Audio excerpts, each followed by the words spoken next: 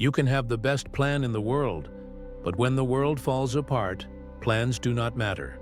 Only instincts do. The first sign that something was wrong came at 7:14 a.m.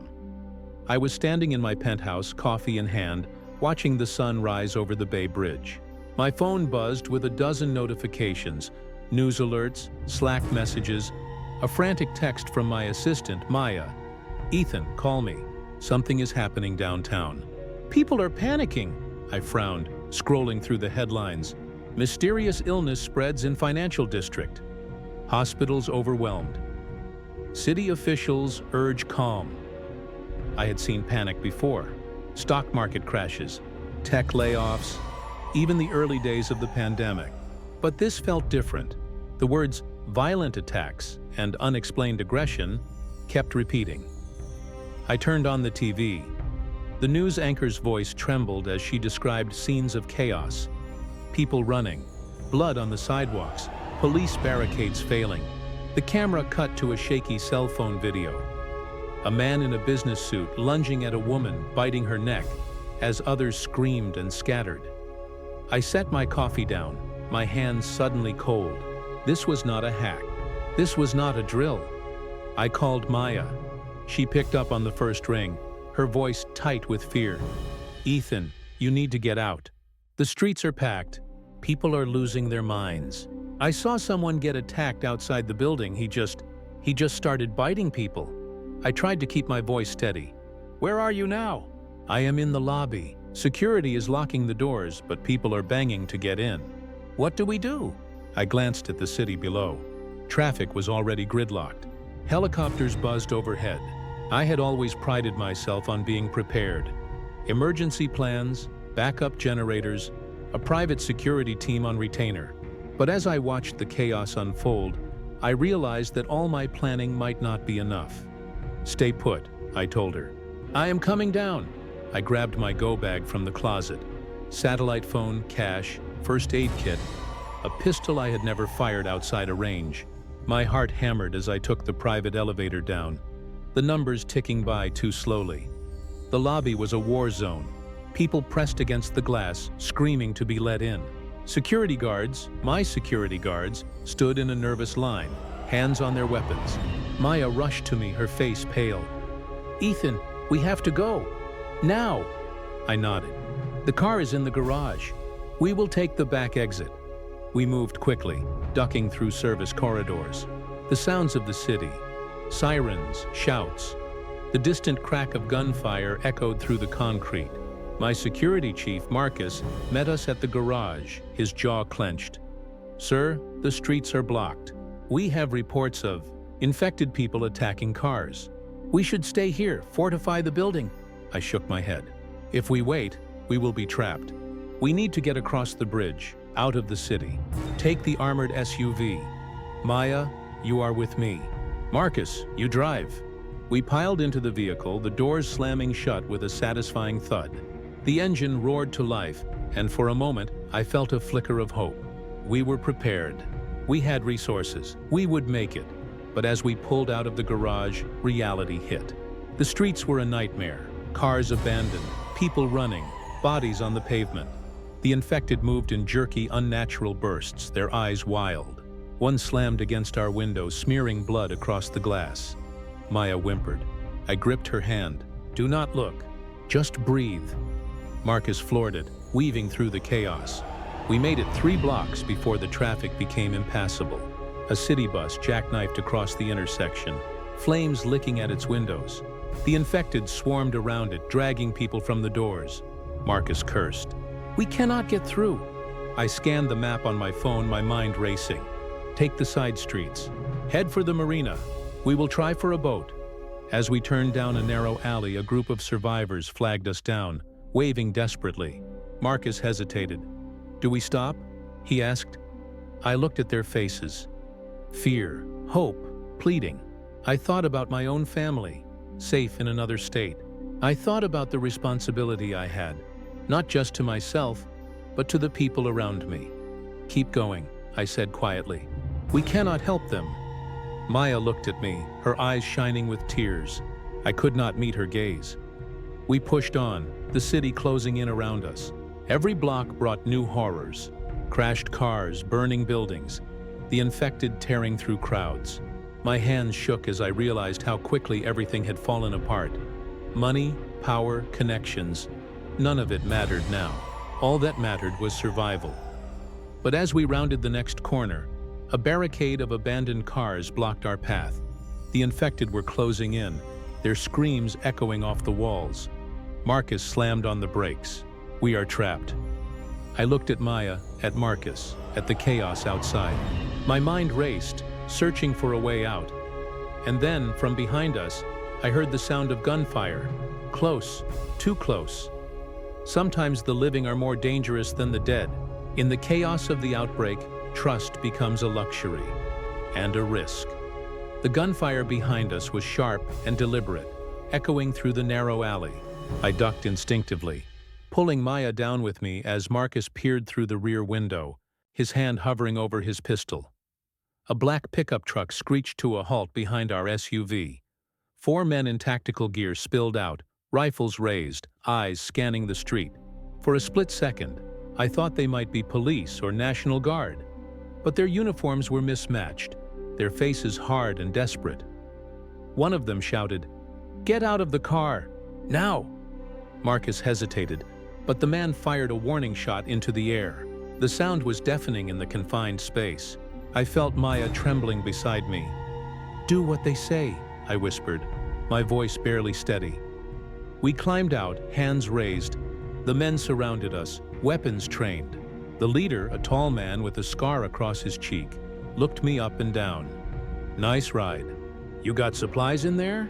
I nodded slowly. "First aid, water, some food." "We are just trying to get out of the city," he sneered. "So is everyone else.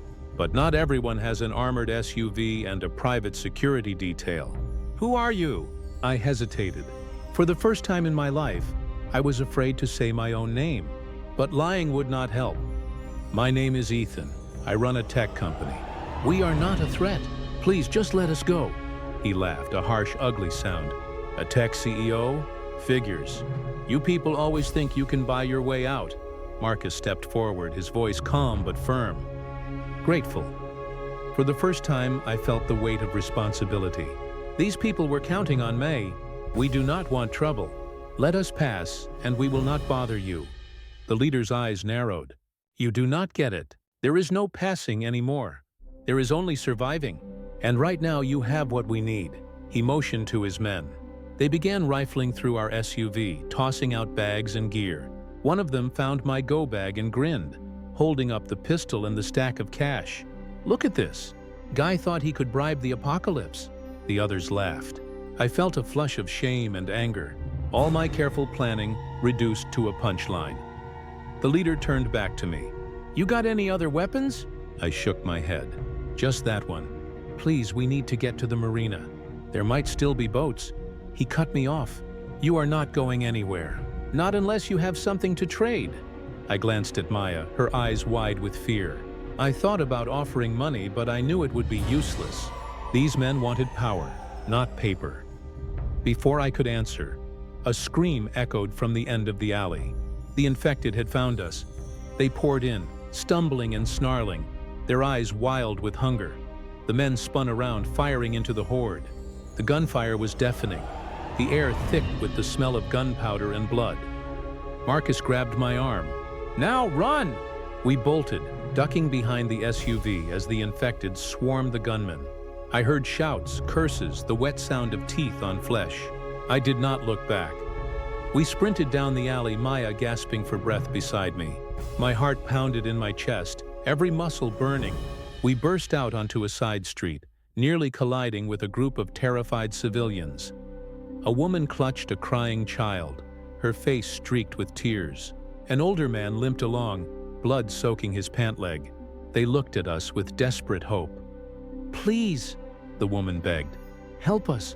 The monsters are everywhere." I hesitated. Every instinct screamed at me to keep moving, to save myself. But something in her eyes, raw, pleading, made me stop. Marcus shook his head. "We cannot save everyone, Ethan." I looked at Maya. She nodded, silent but determined. "We will take them," I said. "We cannot just leave them." We moved as a group, sticking to the shadows. The city was unrecognizable, cars abandoned, windows shattered, the air filled with distant screams. The infected were everywhere, moving in packs, drawn by noise and movement. We ducked into a parking garage, barricading the entrance with a dumpster. For a moment, we caught our breath. The woman hugged her child, whispering soothing words. The old man slumped against the wall, wincing in pain. I knelt beside him. "Are you bitten?" He shook his head, grimacing. "Twisted my ankle running from those things. I will be fine." I handed him a bottle of water from my bag. "We are heading for the marina. If we can find a boat, we might have a chance." He nodded, hope flickering in his eyes. Maya sat beside me, her hands shaking. "Do you think we will make it?" I wanted to lie, to tell her everything would be fine. But I could not. "I do not know," I said quietly. "But we have to try." We waited in the darkness, listening to the chaos outside. Every sound made me jump. A distant siren, the shatter of glass, the guttural moans of the infected. Time seemed to stretch, every minute an eternity. Finally, Marcus spoke. "We cannot stay here. Sooner or later, they will find us." He was right. We gathered our things, moving as quietly as we could. The woman carried her child, the old man leaning on my shoulder. We slipped out the back, sticking to alleys and side streets. The city felt like a maze, every turn a gamble. At one point, we stumbled across a police barricade, abandoned, blood smeared across the cars. The radios crackled with static, voices pleading for backup that would never come. As we neared the marina, the air grew thick with smoke. Fires burned unchecked, casting everything in a hellish orange glow. The water shimmered in the distance, a promise of escape. But as we rounded the final corner, we saw them. Dozens of people, all with the same desperate idea. The docks were packed, boats overloaded, people fighting for a spot. And then, from the far end of the pier, came a new sound. The low, guttural moan of the infected. They were coming, drawn by the noise and the scent of fear. We were trapped between the living and the dead. When you are cornered, every decision feels like a gamble with your life. Sometimes the only way out is through the chaos. The docks were a nightmare. People screamed and shoved, fighting for space on the few boats that had not already pushed off. The water churned with overloaded dinghies and yachts, some already drifting aimlessly, packed with terrified faces. The infected were closing in, their moans rising above the chaos, their bodies silhouetted by the burning city behind them. I gripped Maya's hand, my mind racing. The woman with the child clung to my side, the old man limping behind us, Marcus scanning the crowd for any sign of hope. "We need a boat," Marcus said, his voice low and urgent. "Anything that floats." I nodded, but every vessel was either full or already pulling away. People were fighting on the docks, some even shoving others into the water. I saw a man try to climb onto a sailboat, only to be kicked off by the frantic passengers. He hit the water with a splash, disappearing beneath the surface. The infected were almost on us now, pouring onto the pier in a wave of hunger and rage. I could smell them, sweat, blood, rot. The air was thick with fear. Maya's voice was barely a whisper. "Ethan, what do we do?" I looked around, desperate. There, a small maintenance skiff, half hidden behind a stack of crates. It was old, battered, but it might run. I pointed. "There, move!" We sprinted, weaving through the crowd. The woman stumbled, nearly dropping her child. I grabbed her arm, pulling her along. Marcus covered our rear, firing a warning shot into the air. The sound made people scatter, clearing a path. We reached the skiff. It was chained to the dock, but the lock was rusted. Marcus smashed it with the butt of his pistol, the metal snapping with a sharp crack. We piled in. Me, Maya, Marcus, the woman and her child, the old man. The skiff rocked dangerously, but it held. Marcus fumbled with the ignition. The engine coughed, sputtered, then roared to life. Relief washed over me, but it was short-lived. The infected were on the dock, reaching for us with clawed hands. "Go!" I shouted. Marcus gunned the throttle. The skiff lurched away from the dock, the infected tumbling into the water behind us. I watched as they thrashed, some sinking, others clawing at the hull. One managed to grab the side, its face inches from mine, teeth snapping. I kicked at its hands, panic surging through me. Marcus swerved, the boat rocking violently. The infected lost its grip, disappearing into the dark water. We sped away from the chaos, the city shrinking behind us. The fires cast long shadows across the bay, the skyline broken and burning. I could still hear the screams, even over the roar of the engine. For a moment I let myself hope. We had made it off the dock. We were alive, but the bay was not empty. Other boats drifted nearby, some packed with survivors, others eerily silent. I saw one yacht listing to the side, its deck stained with blood. A woman stood at the rail waving frantically. "Help! Please help us!" Marcus hesitated. "We cannot take more. The boat will sink." I looked at the woman, her face twisted with fear and desperation. I wanted to help, but I knew Marcus was right. If we overloaded the skiff, we would all drown. Maya squeezed my hand. "We have to keep going." I nodded, guilt burning in my chest. We turned away, leaving the woman behind. Her screams followed us across the water. The old man slumped against the side, breathing hard. "Thank you," he whispered. "You saved us." I shook my head. "We are not safe yet." The skiff chugged across the bay, the city fading into the distance. The water was eerily calm, the only sound the engine and our ragged breathing. I looked at the others, Maya, pale but determined. Marcus, eyes scanning the horizon, the woman clutching her child. The old man, silent and not because of my money or my title, but because I had made a choice to help, to lead, to survive. As we neared the far shore, I saw lights flickering in the hills, a small marina, maybe a chance for shelter. But as we approached, I saw movement, figures on the dock, armed and waiting. Marcus slowed the boat, his eyes narrowing. "That does not look friendly." I counted at least 6 people, all with rifles. They watched us approach, their faces hard and suspicious. I raised my hands, trying to look harmless. "We are not infected. We just need shelter." One of the men shouted back, "Stay where you are. Do not come any closer." Marcus cut the engine, letting the skiff drift. The tension was thick, every second stretching out. The woman whispered, "What do we do now?" I looked at the armed group, then at the people in my boat. I had to make a choice. Risk everything for a chance at safety or turn back into the unknown. Before I could decide, a shot rang out, splintering the water near our bow. "Turn around," the man shouted. "No more room, go back!" Panic surged through the boat. The child began to cry, the woman sobbing quietly. Maya looked at me, her eyes pleading. I felt helpless, powerless. For all my resources, all my planning, I was just another desperate survivor. Marcus started the engine, turning us away from the dock. We drifted back into the darkness, the city burning behind us, the hills closed to us. I stared at the water, my reflection broken by the ripples. I had never felt so alone. When hope fades and the world grows quiet, you discover who you really are. Sometimes survival is not about escaping the city. It is about facing yourself. The skiff drifted in the darkness, the engine dead, the city a distant inferno behind us.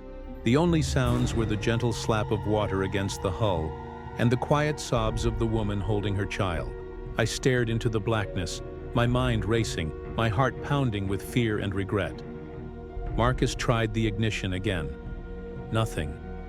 He opened the engine cover, cursing softly. "It is flooded. We are not going anywhere until it dries out." Maya wrapped her arms around herself, shivering. "How long will that take?" Marcus shook his head. "Could be an hour. Could be all night." The old man coughed, his voice thin. "We cannot just sit here. What if those things are in the water?" I looked out across the bay, searching for any sign of movement. The water was calm, but every shadow felt like a threat. I remembered the infected that had grabbed the boat earlier, its face inches from mine. I could still feel its cold, wet grip on my arm. I tried to steady my breathing. "We will keep watch. Take turns. If anything comes, we will see it." The woman rocked her child, whispering a lullaby. The old man leaned back, closing his eyes. Marcus kept working on the engine, his hands moving with practiced urgency. Maya sat beside me, her voice barely above a whisper. "Do you think anyone will come for us?" I wanted to say yes. I wanted to believe that someone, police, military, anyone, would sweep in and save us. But I had seen the city fall. I had seen the fear in the eyes of the armed men on the dock. We were on our own. "I do not know," I said quietly, "but we have each other. That is something." She nodded, her eyes shining with tears. "I am glad you did not leave me behind." I looked at her, really looked at her, and realized how much I had taken for granted. In my old life, I measured everything in numbers: profits, users, market share. Now all that mattered was the people beside me. The night dragged on, every minute stretching into eternity. We took turns keeping watch, our eyes scanning the water for any sign of danger. The city burned on the horizon, a reminder of everything we had lost. At some point, I must have dozed off. I woke to the sound of splashing, soft, rhythmic, getting closer. I sat up, heart racing, and saw a shape moving in the water. "Marcus," I whispered, "something is out there." He grabbed the flashlight, shining it across the bay. The beam caught a face, pale, twisted, eyes wide with hunger, and infected, clinging to a piece of debris, paddling toward us. "Get ready," Marcus said, raising his pistol. The infected reached the boat, clawing at the side. Marcus fired, the shot echoing across the water. The body slipped beneath the surface, leaving only ripples behind. The woman sobbed, clutching her child tighter. The old man muttered a prayer. I felt a cold wave of dread wash over me. If one could find us, so could others. We waited, tense and silent, until the first light of dawn crept over the hills. The engine was still dead, but the sky was turning gray, the city's fires fading in the distance. Marcus tried the ignition one last time. The engine sputtered, coughed, then roared to life. Relief swept through the boat. "We have to move," Marcus said. "There is a small inlet up ahead. We can hide there, regroup." He steered us toward the shore, the skiff cutting through the morning mist. The hills were quiet, the houses dark and empty. We found a narrow cove hidden by trees and pulled the boat onto the sand. We climbed out, stiff and exhausted. The woman collapsed onto the shore, her child asleep in her arms. The old man sat beside her, staring at the water. I looked around, taking in the silence. The world felt empty, abandoned. But we were alive. Maya stood beside me, her hand in mine. "What now?" I took a deep breath, feeling the weight of the question. I had spent my life building empires, making decisions that affected millions. But now, all that mattered was this small group of survivors. "We find shelter," I said. "We look for food, water, anything we can use. We stay together. We survive." Marcus nodded, his face grim but determined. "We will make it, one day at a time." We moved up the hill, searching for a safe place to rest. The houses were empty, the doors hanging open, the silence heavy. We found a small cottage, the windows intact, the pantry stocked with canned food and bottled water. We barricaded the doors, set up watches, and tried to rest. The woman and her child slept in the bedroom, the old man on the couch. Marcus and I took turns at the window, watching for any sign of movement. As the sun rose higher, I sat with Maya on the porch, listening to the birds. For the first time since the outbreak began, I felt a flicker of hope. "I used to think I was in control," I said quietly, "that I could solve any problem if I just worked hard enough. But out here, none of that matters." Maya smiled, her eyes tired but kind. "You saved us, Ethan. That matters." I looked at her, feeling a strange sense of peace. Maybe I could not save the world, but I could save the people beside me. The day passed slowly, the fear never far away. We took stock of our supplies, made plans for the days ahead. Every sound made us jump, every shadow a possible threat. But we were together. We were alive. As night fell, I stood at the window watching the stars. The city was gone. The world changed forever. But in the darkness, I found something I had never expected: humility, gratitude, and a new sense of purpose. I did not know what tomorrow would bring, but I knew I would face it, not as a CEO, but as a survivor.